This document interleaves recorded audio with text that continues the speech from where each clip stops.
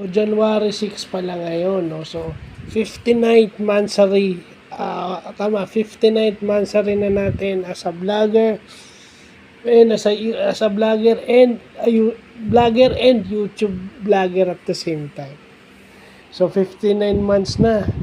So, next month is 5 years na tayo, o 60 months. So, ang dami nang nangyari, no? Marami na tayong natutunan sa loob ng 59 months. Mahaba-haba na yung 59 months na to. Ngayon, pang 59 months ko na ngayon as a vlogger. So, medyo, alam nyo na, maraming basher dyan, indirectly. No, pero, itong platform na to is mas maganda rin para makapag-express ka ng tama, pero with responsibility. Hindi ka na sasabihin kasi ng iba bakit kailangan kasi may mga, yun ang nano ko sa vlogging, may mga taong hindi marunong tumanggap ng pangit na salita. Kahit alam nila na pangit, masyado silang nagpapadala dun sa, Filipino sila like that, no? Masyado kayong concerned dun sa dun sa paano yung dignidad ng tao. Pero yung accountability at pagkakamali, hindi nyo iniisip.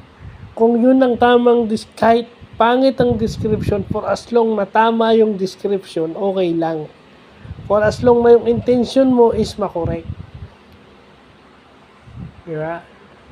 Hindi ka naman nag-i-incite ng sedition kasi pag sinabi mong inciting to sedition, hindi gobyerno yun. Hindi naman ako nag-aano ng gobyerno. Hindi, marami rin sumisita sa gobyerno. Pero pag sila kaya ang nasa gobyerno, maayos din kaya ang pagpapatakbo nila ng gobyerno. O sa barangay na lang O yung mga puro reklamo sa barangay. May mga kuda sa barangay. Pag kayo ba nailagay o nahalal sa barangay, ano kaya ang magiging nyo? Ano kayang magiging kahihinatnan ng mga tao under your watch? Di ba? So, yun lang pa.